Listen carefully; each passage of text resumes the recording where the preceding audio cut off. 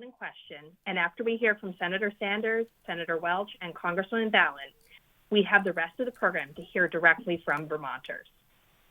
We will try to get to as many as possible over the next 90 minutes, and in order to do that, we ask that you be as concise as possible with your questions or comments.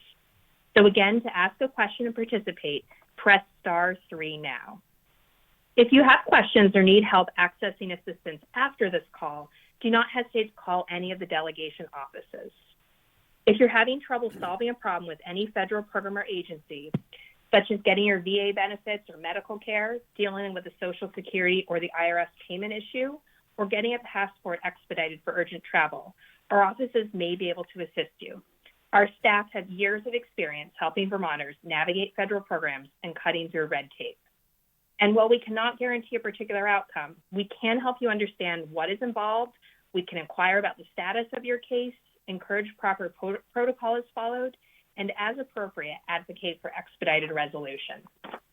To get help from a member of Senator Sanders' staff, you can call our Burlington office at 1-800-339-9834, which is toll-free in Vermont, or 802-862-0697. To speak to a member of Senator Welch's staff, you can call 802-863-2525. And to speak to a member of Congresswoman Balint's staff, you can call 802-652-2450. Now it is my pleasure to introduce your Senator, Bernie Sanders. Welcome, Senator Sanders. Haley, thank you very much, and let me thank the many thousands of people who are on the phone. What we're going to do is I'll say a few words. I'm going to give it over to Senator Welch and then to Congresswoman Balint. And then we, as Haley indicated, we're going to open the lines. We have many, many hundreds of people who are already submitting questions, and we'll take some live questions as well.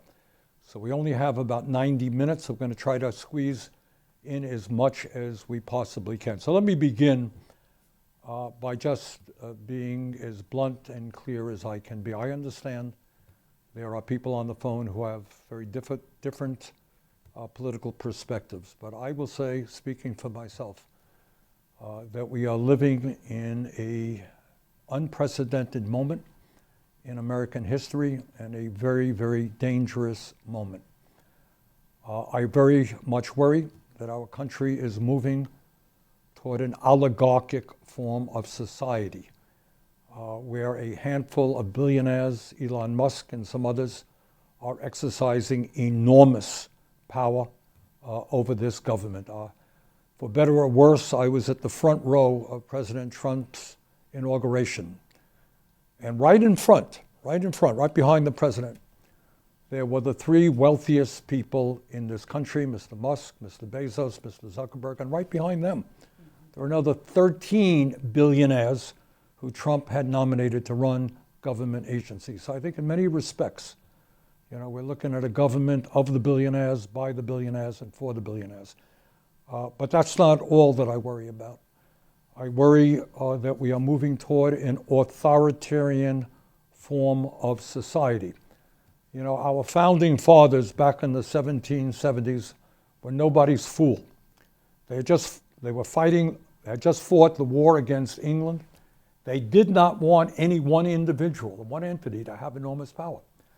They developed a very interesting form of government. They said, we're going to have a legislative branch called the Congress. We're going to have a judiciary branch, that's the federal courts. We have an executive branch, the presidency. We're going to divide up responsibility, divide up the power so that no one group has all of the power. In the last month, what Trump has shown is total contempt for the Constitution. He has tried to usurp the power of the Congress by negating legislation, agencies, and appropriations that Congress had authorized. Totally illegal, totally unconstitutional.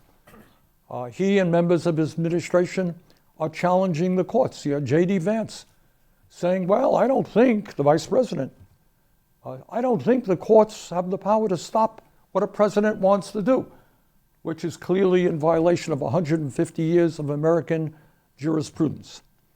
And I very much worry about the continuation of big lies. Look, I'm not going to sit here and tell you the politicians have never lied. That ain't quite the case. But the truth of the matter is that Trump and his people are taking the big lie to a level that we have never seen in American history. So let me be very clear. Trump lost the election in 2020. Climate change, despite what Trump says, is not a hoax. And most recently, it was not Ukraine that started this horrific war. It was Russia and Putin. And when we talk about all of the things that are going on, we shouldn't even forget about foreign policy. I just hope everybody in Vermont knows. Just 2 days ago at the United Nations, for the first time, the American administration, the United States, voted against a resolution that made it clear that it was Russia that started the war and that Russia has got to end its aggression. We voted against that. And we were allied with people like Russia and North Korea and Iran and other authoritarian countries all over the world. And this is what Trump is doing, is turning his back on 250 years of American history where we led the world. We were an example to the world of what democracy was about. And lastly, and I'm sure Becca will have more to say about this in a moment, just the other day, last night, bill on the floor, budget bill. And let me try to simplify what's going on. The budget is the beginning of the process. It lays the framework for what will come later, which is what is called here in Washington a reconciliation bill. And let us be clear what Trump is attempting to do and what the three of us are trying to stop.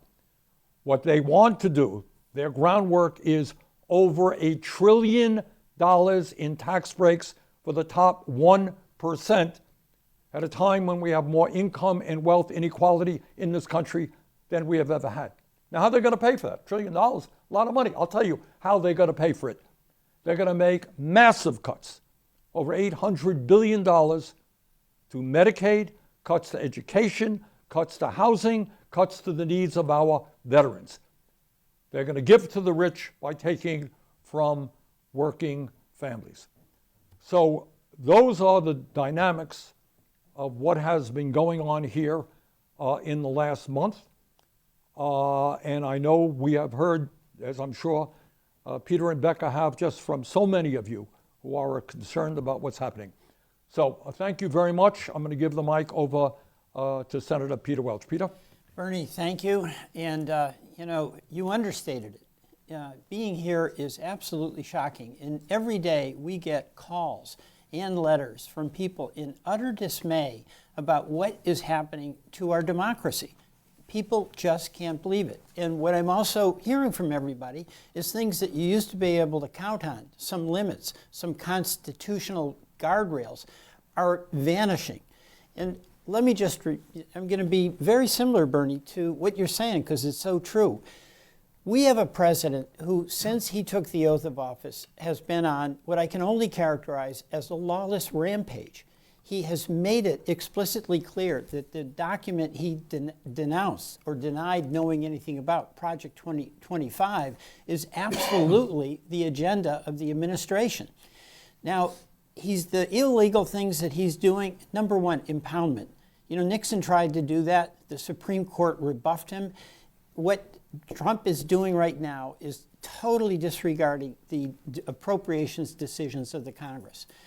That is unconstitutional. That's got to work its way through the courts. But I'm going to tell you, it's really dismaying to me when in the United States Senate, where each of us, whether you're Republican or Democrat, has a responsibility to uphold that system of checks and balances. So no one person, particularly the executive, has excessive power, that we're exceeding that. Not on the Democratic side, but we have to stand up to protect your rights by protecting your Constitution. The other thing I'm seeing that's illegal and cruel are all these emails that go out to people that are working, whether it's USAID or our Department of Agriculture. We've got, in Vermont, tremendous folks helping our farmers. They get an email in the morning. They go to bed Friday night. They go about their business. Monday morning, they think they're going to work, and there's an inbox email saying, we don't need you anymore. And it says so cruelly because of bad performance. And by the way, this includes people who got incredibly good performances. Also, what we're seeing is the government totally renege on contracts. We have Vermont farmers who, with the commitment of the federal government, signed a contract where if they borrowed money to do environmentally sensitive things that are going to help their farm and help our climate, they would get paid back by the federal government. They got emails saying, no, that's on hold, you're on your own. And we hear from farmers who don't know how they're going to pay the bills. Also, we have now a judiciary, the Supreme Court, that going into this told the president, not him individually, but a president, that you have immunity. And we had a person in the Judiciary Committee who had in the past said if the president said to SEAL Team 6 to assassinate a political rival, that would be okay. So what you have is such a contempt for the Constitution, such an unbridled overreach by the executive, and a Congress that has to stand up, but where we have 47 votes in the Senate, and Becca in the House has a couple votes short of being able to win on a vote. But believe me, it can only get worse, because the next step will be the president getting an order from the Supreme Court and him disregarding it. And as Bernie said, J.D. Vance said, hey, let the court enforce it. They can pass an order, but they don't have to enforce it. So this is very dangerous, really about the policies. It's really bad about the cruelty by which people, everyday people, and by the way, whether you're in Vermont, which is a blue state, but or you're in Indiana, a red state, farmers there are getting the same cruel message. So there's equal infliction of pain across this. Now, the other thing that just happened is so staggering. We flipped sides. We've been supporting Ukraine. Vermonters have stood up for Ukraine in their valiant effort to withstand the invasion by Putin, you know, killing thousands of civilians, women and children, attacking their heating, their electrical system, trying to inflict as much pain as possible.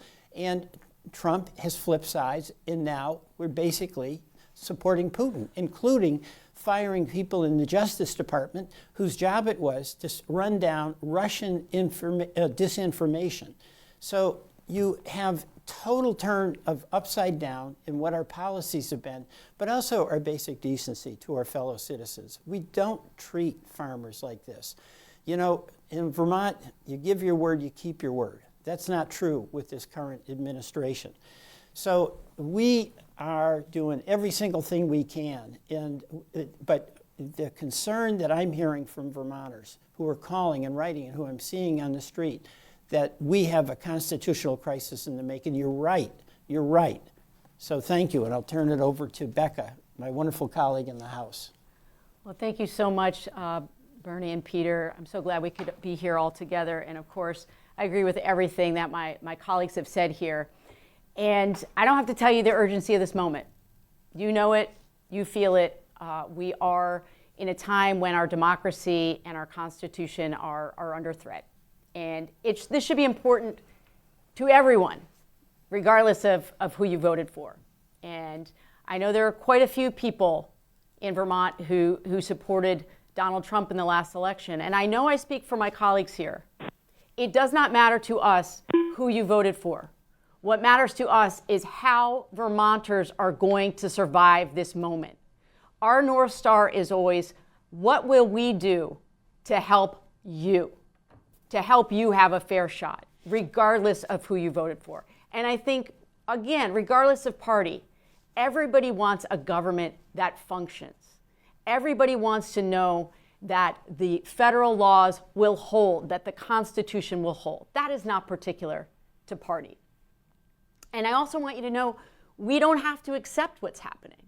And I've been so encouraged by all of the people who have shown up at rallies that we have had in front of the Treasury, in front of the Department of Education. You know, we were saying for a while, a rally a day keeps the fascists away. We have to have our voices heard. And we're going to do our part on the inside. That is our job. We are going to do everything we can with the tools of government through legislation to protect what is rightfully ours, which is this democracy. But we also need those outside voices. So the strategy is legislate, litigate, agitate. And a lot of Vermonters have asked me, what can I do? What can I do in this moment? Because I feel overwhelmed. I feel paralyzed. A lot of Vermonters have said to me, I've stopped watching the news because it's too much for me. And I really understand that. But this is a moment when we need people to check back in. Really. Do what you can when you can. And one strategy that I've learned that has helped is to focus on an issue that is incredibly important to you in this moment. Is it the courts? Is it reproductive rights? Is it making sure that we continue our work to save this climate? What is the thing that lights you up inside? Focus your energy on that, because you can't do it all.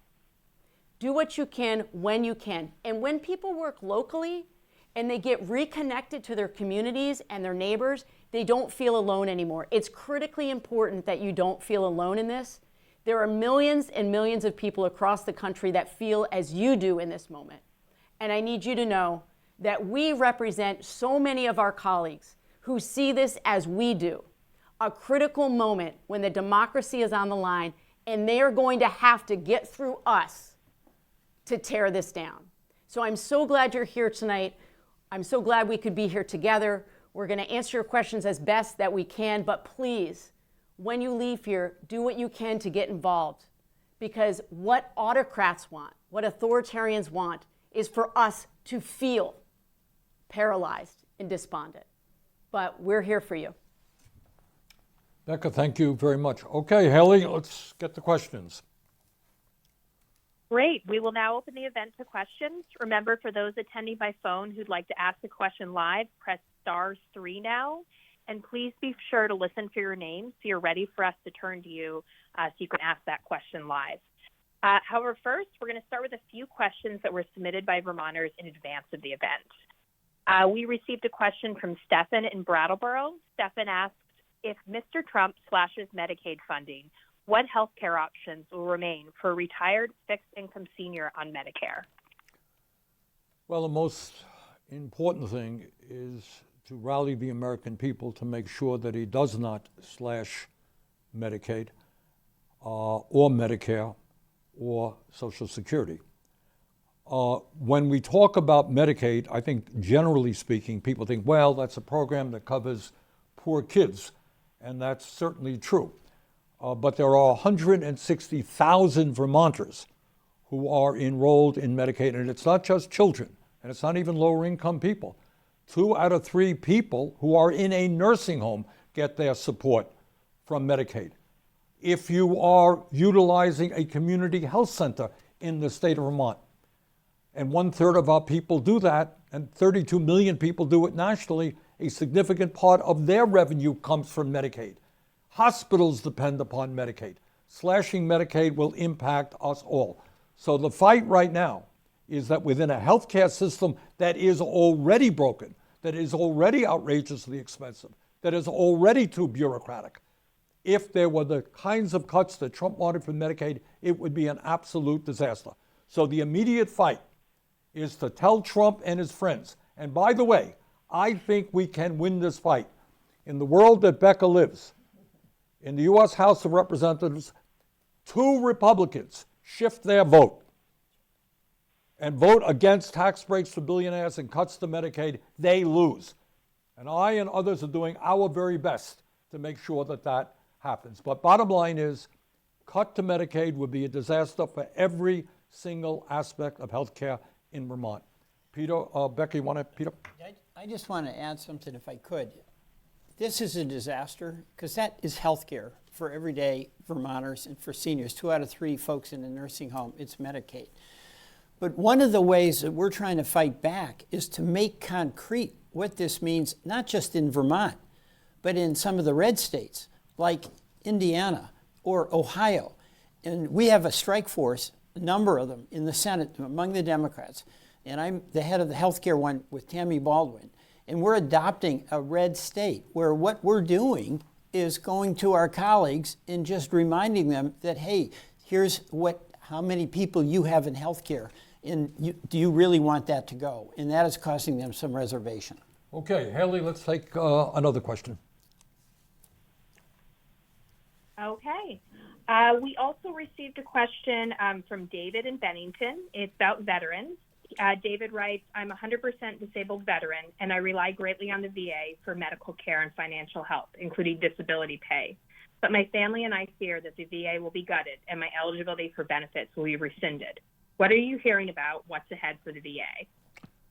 Well, what I know is that many, many hundreds of employees, probationary employees and others at the VA have been forced out. And that obviously means a deterioration in quality of health care and in making sure the benefits that veterans get to them in a timely manner. Let me just say this as a longtime member of the Veterans Committee and somebody who passionately believes that when people put their lives on the line, they should get the health care and the benefits that they deserve. In my view, and I speak only for myself, I think their long-term plan is to cripple and underfund the VA and then move to the privatization of the VA. That's my view. Becca, do you want to jump in on VA or? Yeah, one thing I just want to say, it relates to both the previous question and this question, which is what we need to do in this moment is continue to put the pressure on the people who are doing the damage. That is the Trump administration and Republicans both in the House and in the Senate. So I was in the Budget Committee for 12 hours just a couple days ago, trying to add amendments to protect folks like veterans, to protect people who are on Medicaid or Social Security, to get an amendment in to say, you know what, hands off this money. Every single amendment the Republicans voted down. So look, in the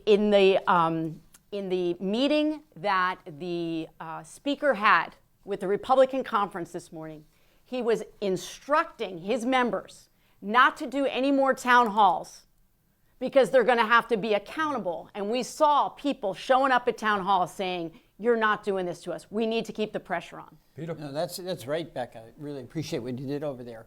But just one additional thing, DOJ, they have fired 6,000 veterans for no reason. They fired 6,000 veterans. DOJ, run by Musk, who's had $38 billion in taxpayer subsidies. Okay, Haley? Great. We will now go to a live question. Again, please be sure to listen out for your name. First, we'll hear from William in Danby, who has a question about what he can do to make a difference. William, you're live with the Vermont delegation. Please ask your question. Hi. Thanks very much for doing this, folks. This is so important to us. So my wife and I are so concerned. We talk every day, and we're like, well, what can we do to help put the pressure on? And what is it that we can do to make a difference? We're so concerned about losing our democracy. So my question was, Bernie or any one of you, is anybody planning a national strike, or is anybody planning a national day or week of protest, something that would really inflict pain on the administration and create a major disruption? Good question, William. Should we be contacting Republicans in Congress? Yes, I mean, you we should. don't know what to do. I understand that, and I think as Becca said a moment ago, what we cannot do is allow ourselves to fall into despair and be overwhelmed, because I do want to say this, and I say this from the bottom of my heart. I think we're going to win this thing. I think these guys are overreaching. I think they underestimate the feelings that the American people not only have for democracy and opposition to, I mean, the insanity Peter was just talking about. This guy Musk, the richest guy in the world, running around, firing people, sending people who work for government for years, insulting emails, firing them arbitrarily. I don't think, whether you're Republican, Democrat, or Independent, people support that. Now, what I have been focusing on, I'll let Peter and Becca speak for themselves, I've been beginning to run around the country. We've got support all over the country. Last weekend, I was in Omaha, Nebraska, and then on to Iowa City, Iowa. I went to those two communities because they have Republican representatives in Congress who won by a very narrow margin. And I want the people in those districts to stand up and tell their representatives that they're going to be out of Congress if they vote for these tax breaks for the rich, if they support authoritarianism, etc. And I'm going to be doing that all over the country. But Peter, Becca, you want to jump in on that one? Go Becca first. You did. I agree with what you said. So, yeah, absolutely agree with that. Thanks for putting the pressure on my Republican colleagues. They need it. A couple things.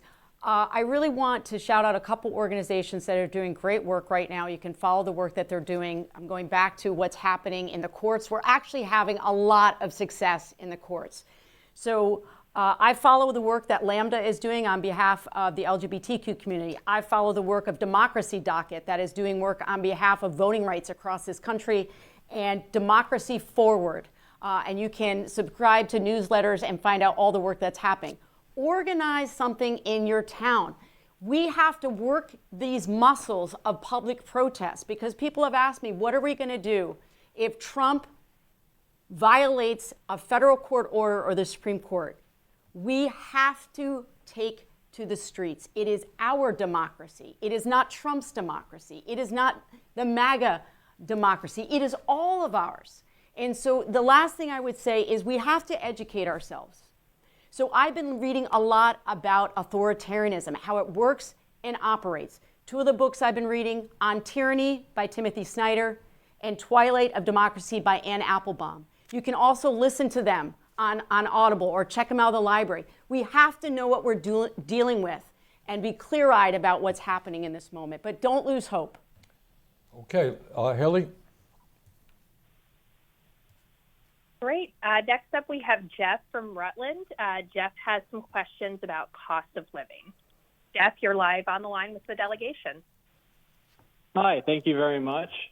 So my question is about what's to be done about healthcare as it's gone so off the rails that is now jeopardizing our property taxes because of the the education fund and the teachers' health spend and all of the state employees' health spend, when we're seeing crimes play out, consumer crimes play out in the marketplace, pharmacy closures across the entire state, access is waning to a dire level.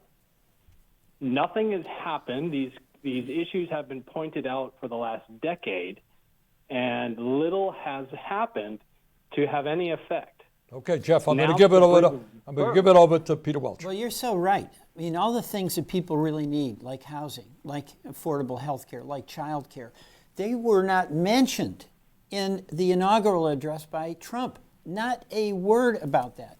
And the biggest threat to health care in access to health care is the cost of health care. If we want to have DOGE, if we want to look at where the money is, what are we doing about the cost of prescription drugs, where we in this country pay 3, 4, 5, 6 times what you pay for that same drug in Europe? Why is it that with Medicare Advantage, United Healthcare is ripping off the taxpayer of billions of dollars by requiring nurses and doctors to overdiagnose people so they can boost the income that they get, and then when a person does get sick, they dump them? So, the fact is we've got a rigged system in healthcare where some of these private actors are able to just charge whatever they want. And that is then a huge burden on you as an individual, on a taxpayer, and on our employers, frankly, who in Vermont especially want to have good health care for their folks.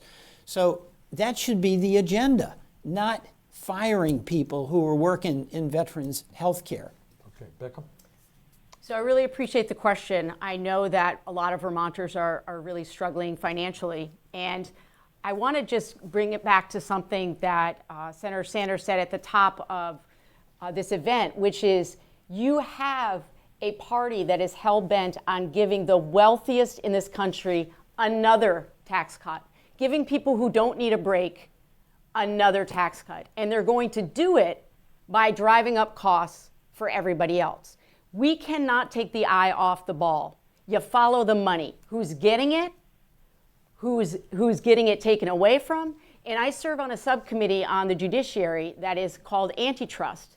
looking at breaking up monopolies that are screwing us over. And we need more work done in this area. I would simply say, as someone who's worked on this issue for decades, it is a disgrace that we remain the only major country on earth not to guarantee health care to all people as a human right. And meanwhile, we're spending twice as much per person on health care so that the drug companies, as Peter said, and the insurance companies can make huge profits. We have to bring our people together to say that health care is a human right, not just a toy for the big money interests who make billions every year. Okay, Haley? Great. Next up, we have a question that was submitted online. It comes from Jay in Underhill Center. Jay asks, what is being done to secure the funding and sustainability of Social Security? That is a very good question. Now, Trump has said over and over again, he's not going to cut Social Security. Between you and me, I don't believe him. Now, I saw something today which was a little alarming. I just saw it today, and I cannot swear to its accuracy. But apparently there is an effort now through DOGE, and DOGE, as you all know, is Musk's group that's running all over the government, that they're going in and laying off Social Security employees. Now, anybody who has called a Social Security office in Vermont or anyplace else understands that Social Security now is grossly understaffed. They're not responding in a timely manner to the concerns that people have. To cut benefits, to cut staffing would be an absolute outrage. And once again, and I speak only for myself, at the end of the day, I think in the back of Trump's mind, if you can make government services perform very, very poorly, if you understaff them, you underfund them, people say, hey, the hell with Social Security, let's privatize it. Let's privatize the VA. Let's privatize Medicare. That's my view. Peter? Well, it's the DOGE model. You know, is it disruption or is it destruction? You know, you terminate these grants like to UVM for scientific research in institutions all around the country. Or you fire people like at the Department of Agriculture in Vermont, rural development, and then they're gone. And 8 months later, a court says those people can come back or those grants shouldn't have been terminated. It's too late. You've hollowed out that organization. So the reality here is that the plan is to destroy these institutions. And then with, you know, it's the Musk thing, move fast and break things. Well, you know what? He may have his $400 billion or whatever he's got to back him up. But folks who need Social Security absolutely depend on that check every single month. And that's why we have to fight and get the word out that this is real. Because what I see with a lot of my Republican colleagues is that they say, oh, it's just him talking. No, they're acting. They're doing the real work. Okay, Haley. Just one last thing, really briefly.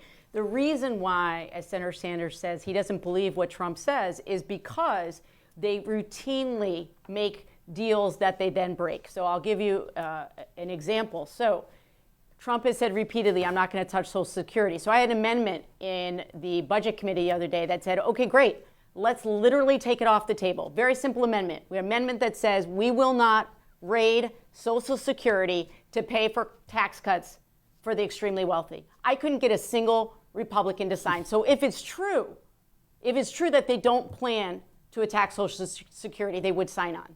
And by the way, when 20% of seniors are living on $15,000 a year or less, you know what? We shouldn't be talking about cutting Social Security.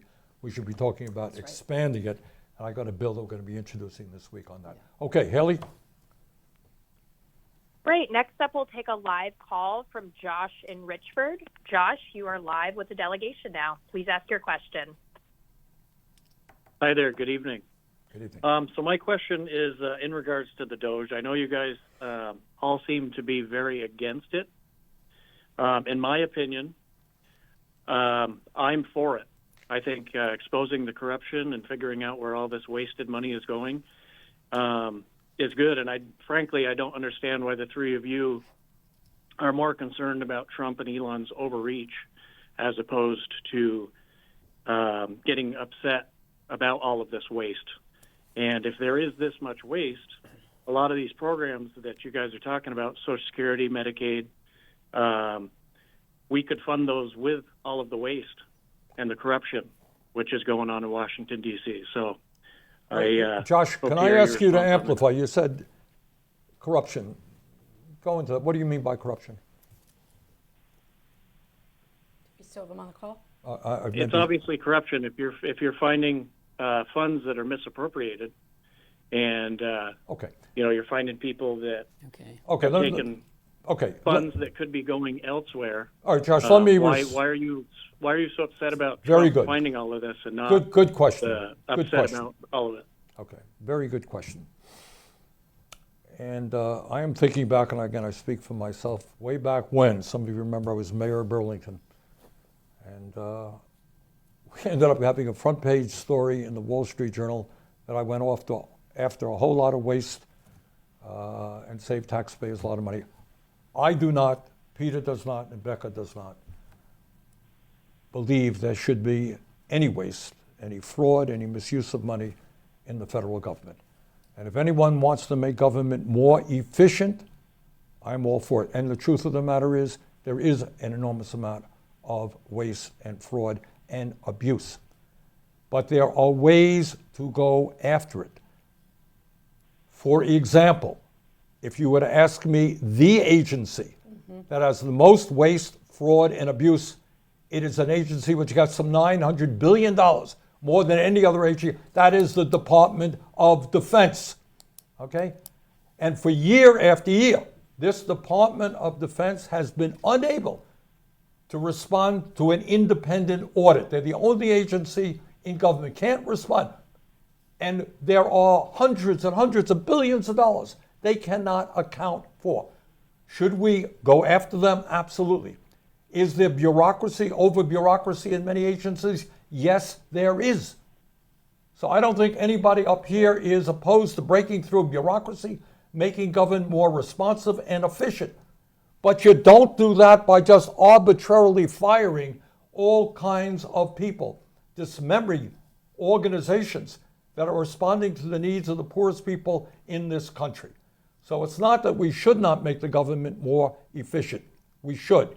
It is the very arbitrary and meat axe type of approach that Musk is using in many ways in an unconstitutional and illegal way.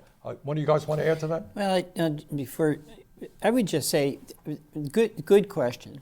But here's the issue for me. It's not on the level of the way DOJ is operating.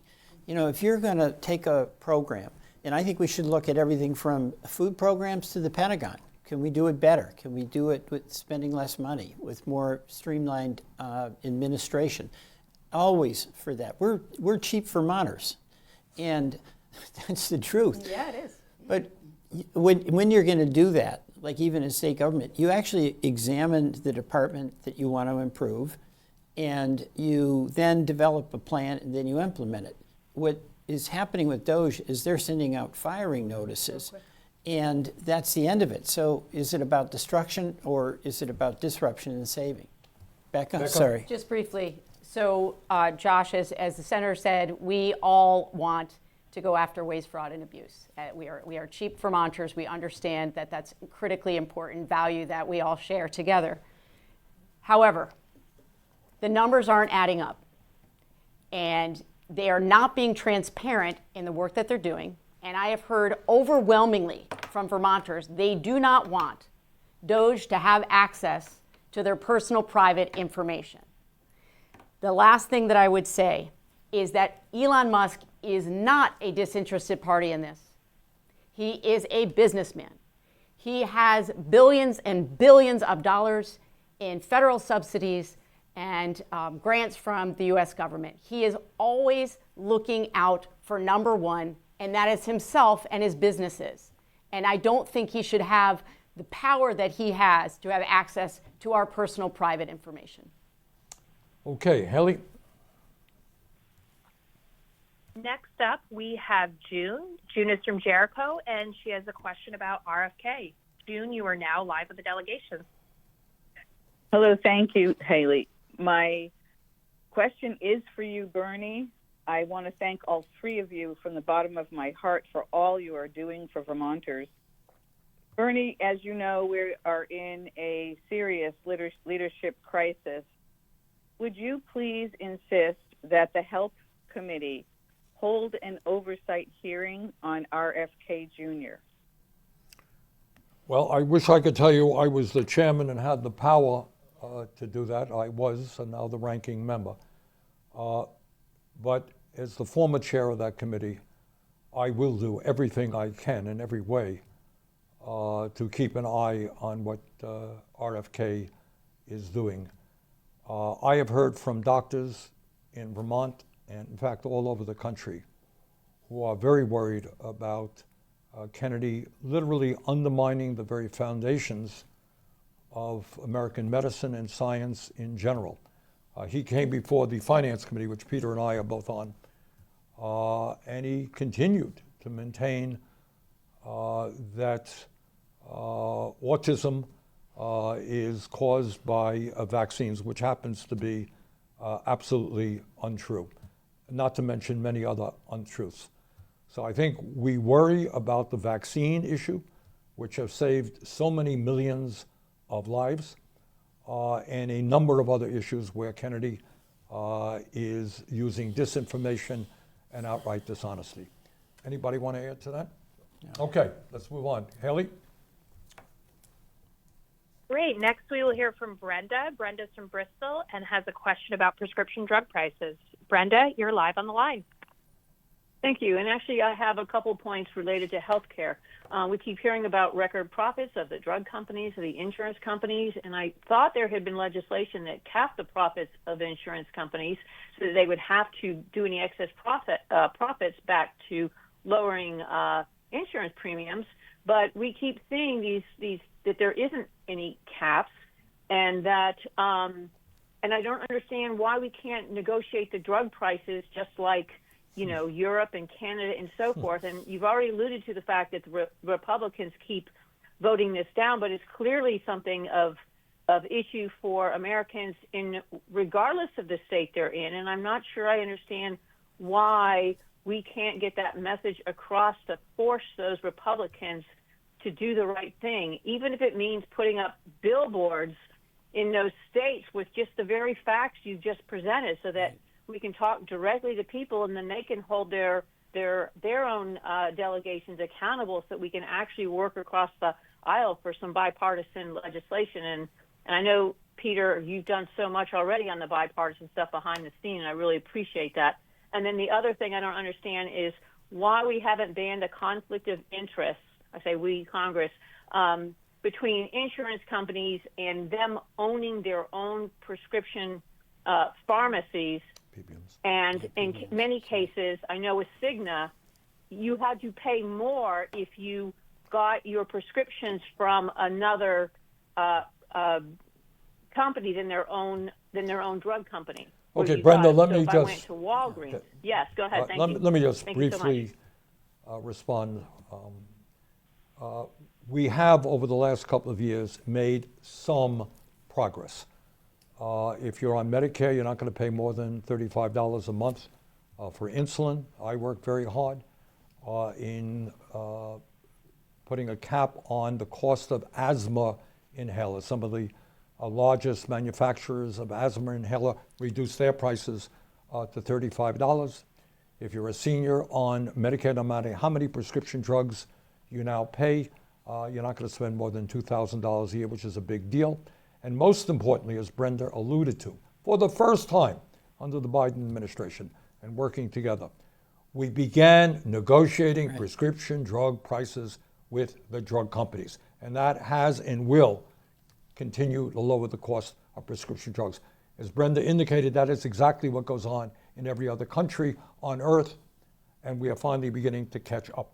So, to answer the last point, in response to so many of your questions, what we have to deal with every day is the power of big money, the power of lobbyists. You ask why it is that we pay 5-10 times more for prescription drugs? It is because the pharmaceutical industry spends huge amounts of money on campaign contributions. We have a broken campaign finance system that allows billionaires to buy elections, and that's what large corporations can do as well. So that is, when we talk about transforming America to make it a real democracy, tackling this broken, corrupt campaign finance system so that drug companies cannot buy and sell politicians is at the top of my list. Becca, Peter? Peter, do you want to say anything about PBMs? I know. Well, you know, it's on the money, and all of us here have been working hard and finally got some success with prescription drug price negotiation, and it's an outrage that your government doesn't defend you as a consumer from price gouging. But the PBMs, we had a bipartisan agreement at the end of last year on a budget deal. We had to keep the lights on in government. It included, for the first time, a reform of the pharmacy benefit manager ripoff. Republicans and Democrats supported that. Trump, at the behest of Elon Musk, called up Mike Johnson, the speaker, and said, you got to kill that deal. We don't want it. So we had, the first time, PBMs, Musk killed it. And that is outrageous. Becca?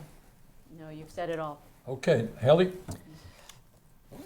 Okay, next we'll go to Rebecca from Swanton. This is a question we received in advance. Rebecca asks, I qualify for the Pell Grant and received multiple federal loans and grants to pay for my education. Without that, I can't go to college. What can I do if the Trump administration cuts that funding? Is there any risk of the administration targeting student federal aid? Yes, there is. Yeah. There is, yeah. Yeah. There is, unfortunately. These guys have, Becca, Peter, and I have fought for years for the principle that we want all of our people to be able to get the best education they can, regardless of their income, that it is absolutely insane that Vermonters go to college, end up $50,000 in debt. You go to graduate school, medical school, $500,000 in debt. Totally crazy. And we put pressure on the Biden administration. The result of that is some 5 million Americans receive loan forgiveness, debt forgiveness. And do I think that this will be a high priority for the Trump administration to kill? Absolutely. They've never liked that idea in the first place. If I could, just to go back to something, I think as part of all of these questions essentially that are being asked tonight, I know from the calls that we've received in my office, and I'm sure you have as well, is that folks are just now starting to really understand what it means when we do not have the House, the Senate, or the White House. So a caller asked earlier, would Senator Sanders hold a hearing to hold RFK accountable? Currently, we're not able to hold those hearings. We're not able to call members of the administration accountable, before a committee, because we are not in charge. And it is maddening whenever I have this conversation with a Vermonter, but that's what it means. We can hold shadow hearings, which we will do, but we don't have the authority to move our legislation through a committee or through the floor, or to bring members of the administration to us to answer questions. And that's why it's so important that we're focused on what's going to happen in 2026. Haley? That's good. Great. I also want to remind folks, if you are on the phone and like to ask a question live, please press *3, and we'll get to you as soon as we can. Next up, we will take a call from Louise in Tunbridge. Louise has a question about visas. Louise, you are live with the delegation.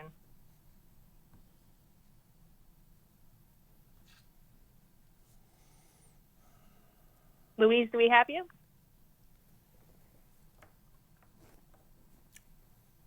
Okay, Haley, move on to another one. Okay, will do. Let's see. We have a call from Shelley. She is in Newfane, and Shelley has a question about education. Shelley, you are live with the delegation.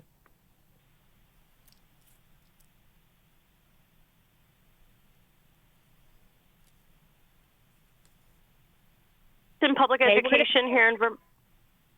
Go ahead, Shelley. I've worked in public education in Vermont for the last 25 years, specifically serving students with disabilities. I am gravely concerned about the rhetoric around eliminating the Department of Education. I'm wondering what the plan is for the time when Title I and or IDEA funding is targeted for reduction by this administration, and is there anything that we can do? Thank you. All right, I'll give it over to a former teacher, right? That's right. Shelley, thank you so much for being in the classroom. I also was a classroom teacher for many years, and I know that when you're a classroom teacher, you think so much about the students and the families that are in your classroom. And I, too, am deeply concerned about the rhetoric around dismantling the Department of Education, because we know the people who will suffer the most are the folks that need the support, as you said, through Title I and IDEA. Now, it is all part of a plan to essentially privatize public education going forward. That's why this rhetoric around closing down the Department of Education is coupled with expanded talk about vouchers. And so right now, we can't get any answers, clear answers from this administration about their plans going forward. I was one of the people down at the Department of Education demanding to be let inside so we could have a conversation with the acting administrator there to say, what are the plans? Teachers and parents across this country need to know what's happening. And we're going to continue to push, but we don't have any clear answers. And I know that is not comforting to hear, but please know that we all care deeply about the public education system and will be defending it. Yeah. Well, I was going to say, you know, the Department of Education funding from that department in various programs that Becca was talking about actually help keep our property taxes down, because if that is abolished, that means all that burden is going to come back to the property taxpayer in Vermont. And property taxpayers in Vermont are totally overstretched. It's brutal. But, you know, the questions that so many people have asked about what happens, that's the burden that should be on the Trump administration. If they want to change something and they claim it's better, they have to have a plan to make it better, and they have to have an answer to that very appropriate question. And they don't. So that's why when I'm criticizing DOGE, it's because they don't have a plan and they don't care to have a plan, and it's all about just downsizing and then finding savings that they're going to put into this tax cut. Let me just reiterate what Becca and Peter have said. If you stop federal funding for education, it will mean higher property taxes. It means if you have a kid with a severe disability, I'm not quite sure what you can do, because public schools will not be required or able to take care of that child. Low-income communities will not get Title I money, which is keeping them afloat and enable them to hire the teachers that they need. So this idea of willy-nilly, just, we're going to abolish the Department of Education, really, will lead to what I think Becca was saying, a movement toward the privatization of public education and public funding of vouchers, which primarily will benefit the wealthiest people in the country. Okay, Haley, fire away. Great. We're going to try to go back to Louise in Tunbridge. Louise, you should be live. Thank you. Can you hear me? Loud and clear. Yes. Oh, good. This is not exactly a question, but I've been listening to excellent questions that I hear all the time and read about. What I want to ask for is a comment from you all. If I heard President Trump tonight on the news talk about a golden Visa card, which can be purchased for $5 million, that people from other countries can come into the immigrate into the United States by buying that card. And my question is, and will they be expected to pay taxes, or do they fall into the multi-million population that doesn't have to pay taxes? Is this really true, Senator Sanders? Louise, the problem is people say, is this really true? What is going on is so absurd and crazy that we have to answer that question 50 times a day. People have a hard time believing it. So if you are a citizen of Vermont, you lived here your whole life, hey, you could face up to the likelihood that they can cut Medicaid, education, and your basic needs. But if you're some billionaire in Saudi Arabia or someplace, hey, welcome to the United States of America. $5 million, man, we want the rich and the powerful to come in here. Now, in terms of what they will pay in taxes, they become citizens, presumably they pay taxes. But Trump is working hard to make sure that the rich in general don't pay taxes. But the idea that even in terms of immigration, when we talk about it, you got people in Vermont now working on dairy farms. Farmers desperately need them. These are honest, hard-working people. They are undocumented. We've got to deal with that reality.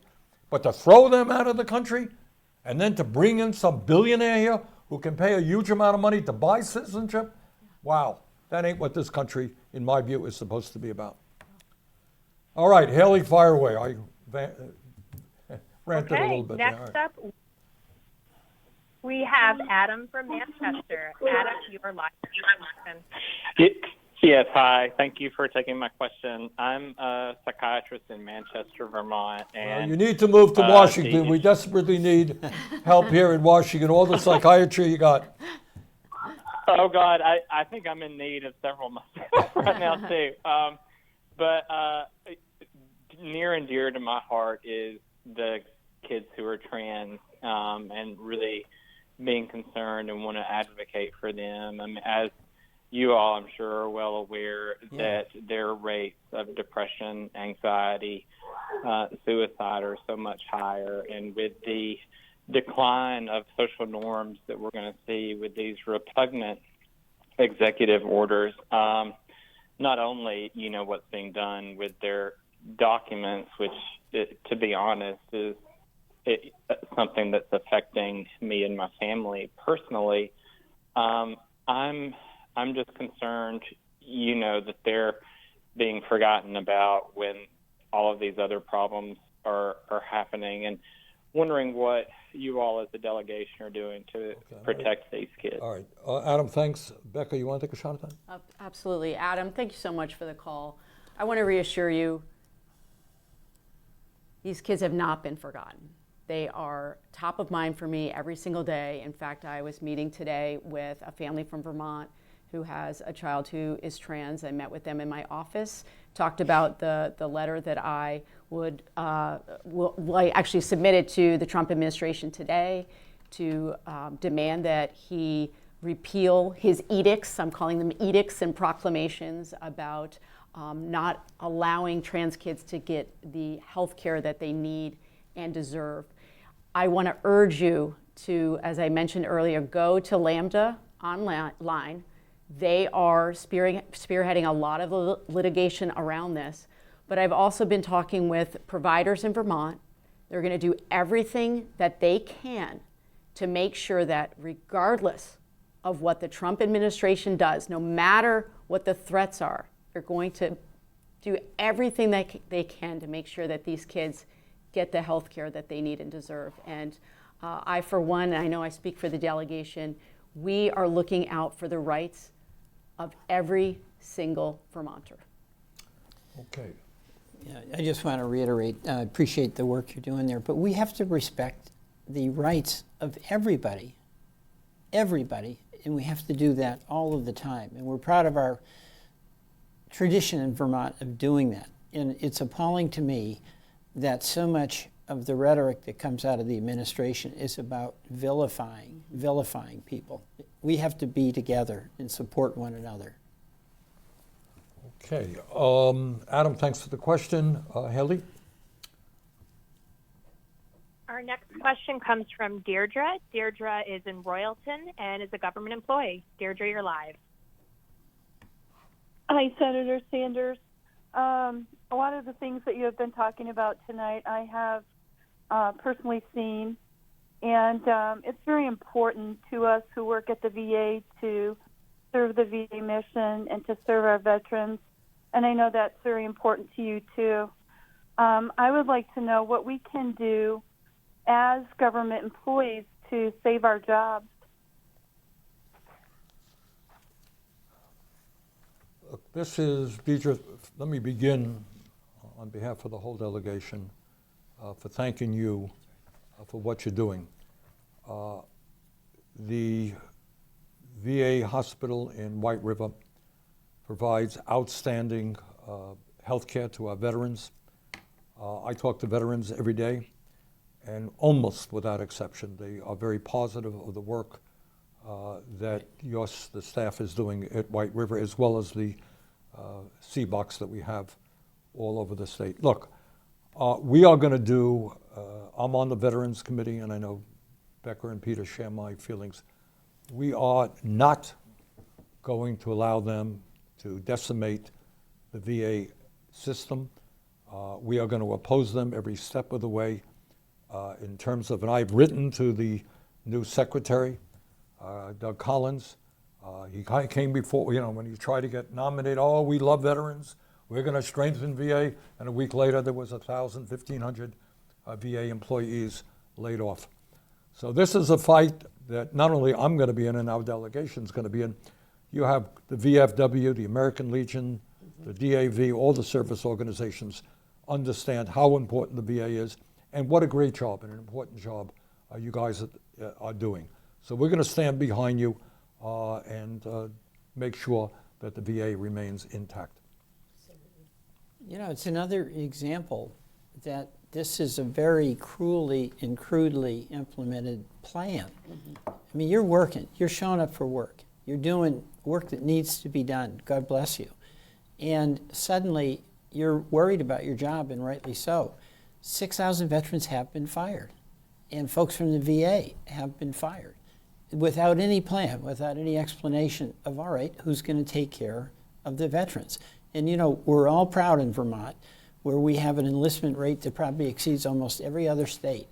And in all the conflicts, it's Vermonters who step up and serve the country. And our obligation to every one of those veterans is to make sure the cost of the war includes the cost of taking care of the warrior. Okay, Haley. Great, we have time for about 2 more questions. Next up is Tim from Guilford. Tim, you're live. Hi, can you hear me? Yep, loud and clear. Yes. Okay, thank you.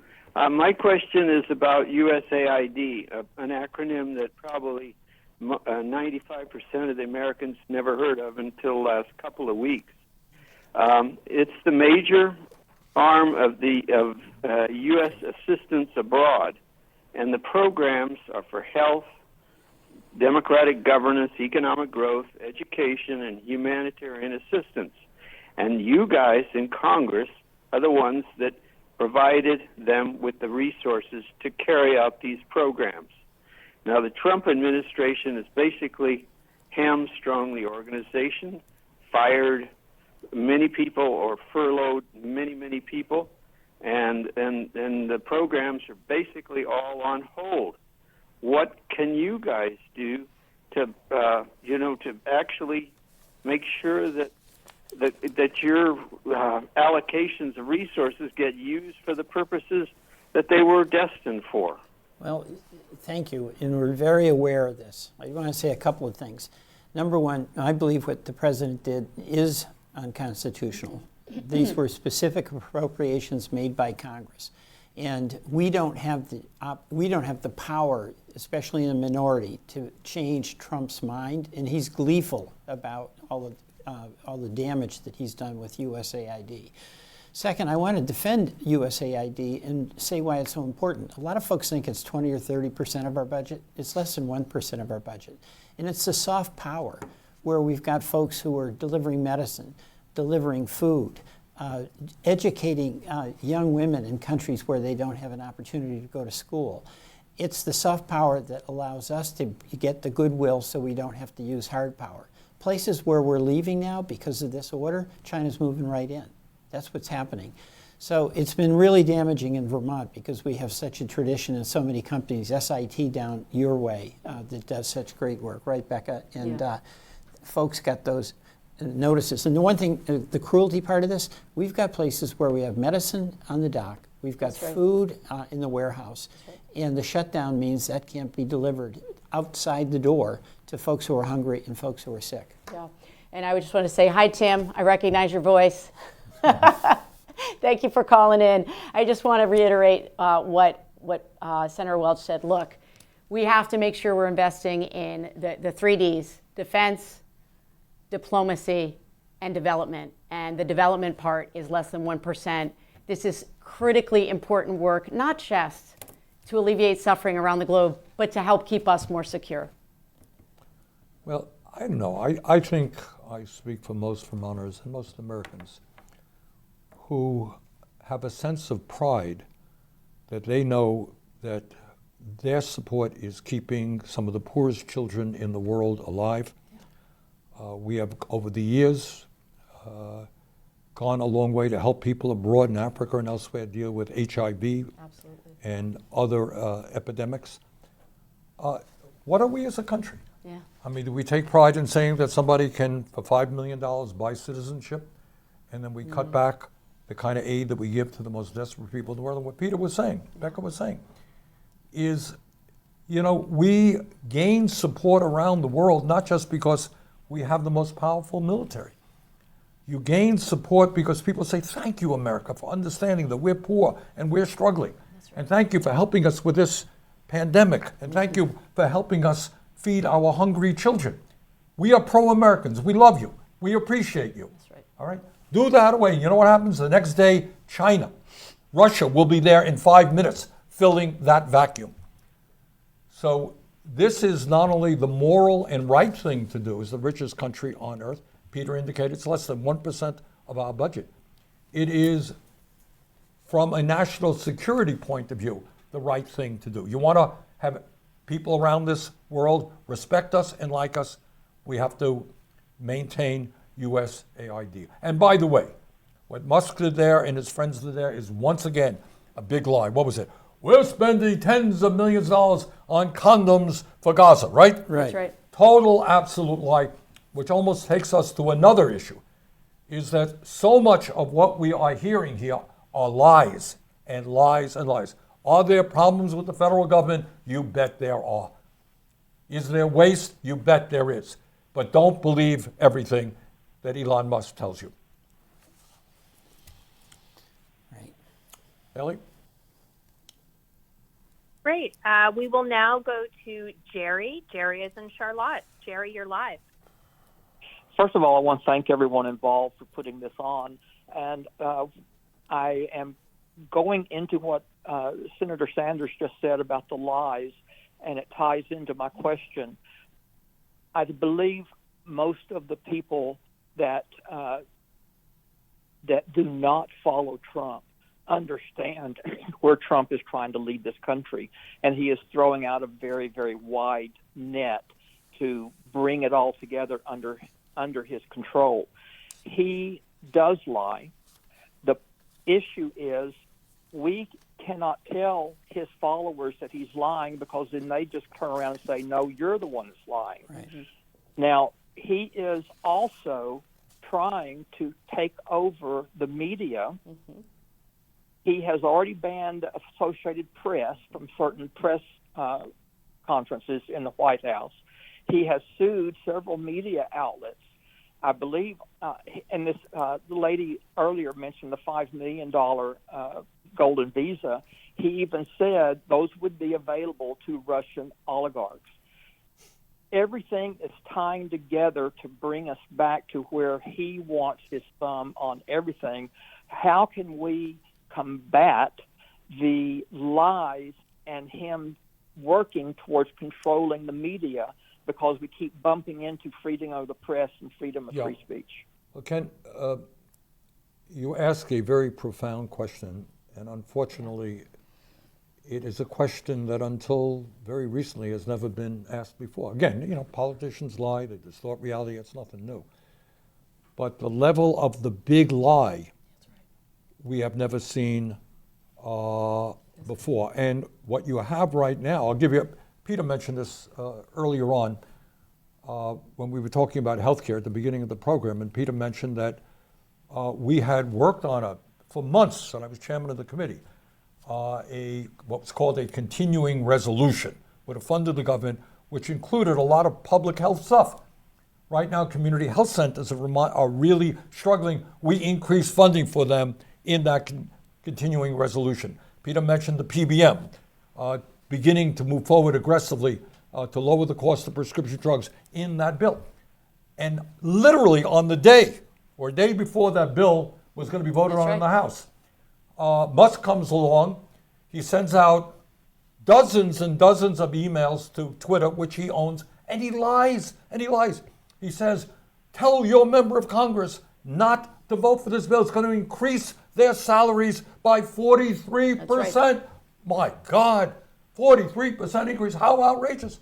Total, absolute, complete lie. What was it, a 4% increase, 3% increase? Well, it's just It a was COLA. a zero. The COLA. Yeah. Meanwhile, Congress hasn't gotten a raise in, 17, 15 years? Whatever. A total lie. Yeah. So the difficulty is, and the caller raises it, this is tough stuff, is that if Elon Musk said that the moon is made out of cheese and sent it out to hundreds of millions of people on Twitter and said it over and over again, 20% of the population will believe that the moon is made out of cheese. So how do you confront it? We do the best that we can.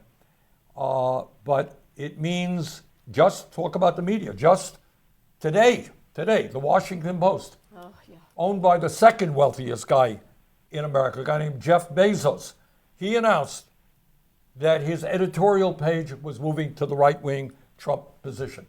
Got rid of the guy who was the editorial page editor. So this is a very serious business. Trump has sued ABC, sued CBS, sued Meta, sued the Des Moines Register, small paper in Iowa, because he didn't like the poll results that came out of it. So this is just another step that he is taking us to authoritarianism. But combating the big lie is a very, very difficult and challenging issue, and and we're open to any ideas that people may have on that one. Haley?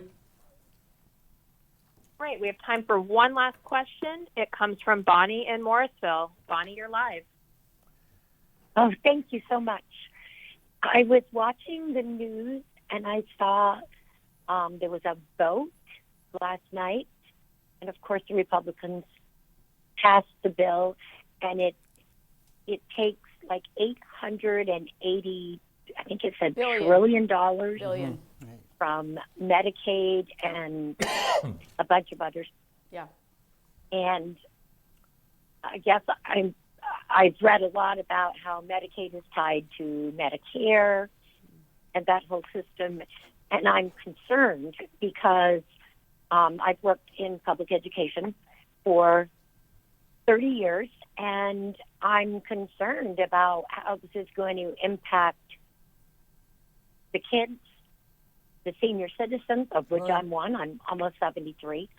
And I'm just wondering, where do we go? What do we do to stand up and say no? Becca was on the floor of the House yesterday. I'll let her talk about it. I sure was. I was on the floor of the House, and every single Democrat voted against that horrific bill. As you said, it will cut $880 billion from Medicaid. It would also cut about $230 billion from food assistance programs.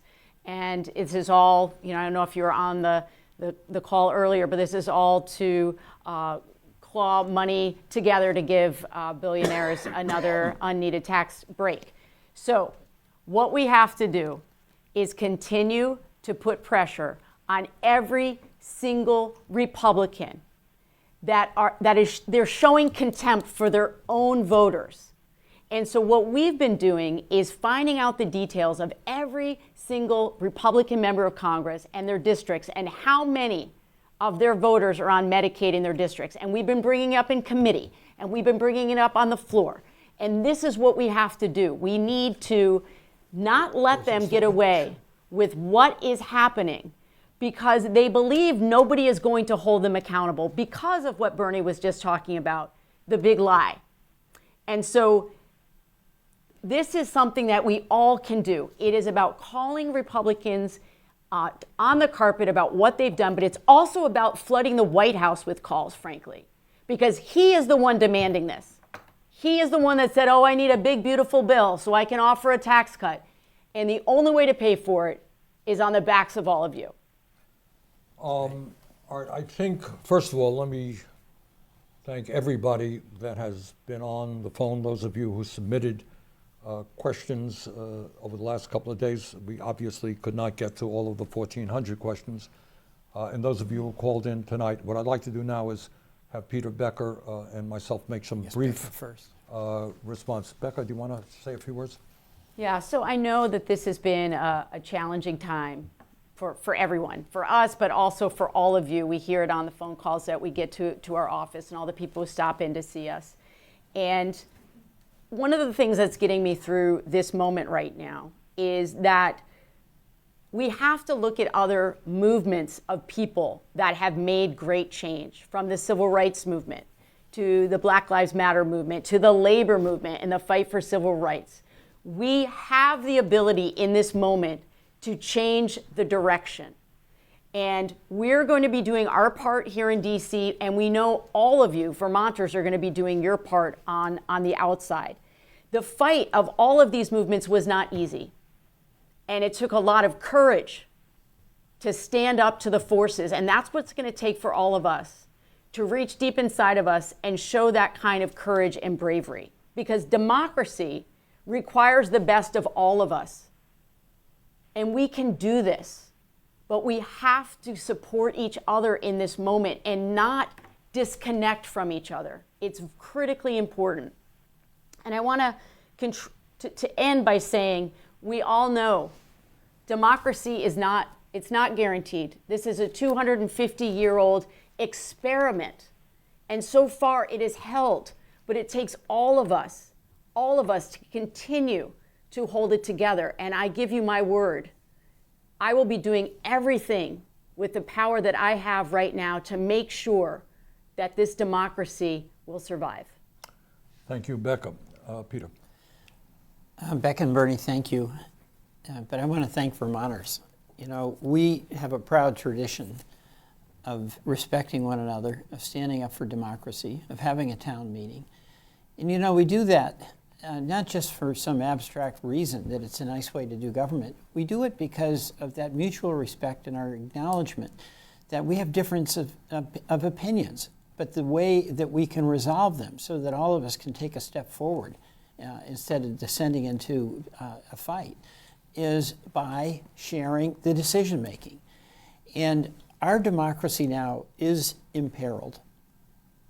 That is the tool that we need to save to protect our future and the future of our kids. And it is being imperiled because you have an autocratic-oriented president who believes that he is above the law, who has a very conservative Supreme Court that essentially said presidential actions are immune from prosecution. And we have a Congress that unfortunately our Republican counterparts are exceeding the authority of the U.S. Congress as an independent branch to the executive. Now, how are we going to deal with this? Number one, as Becca said, we got to hang together.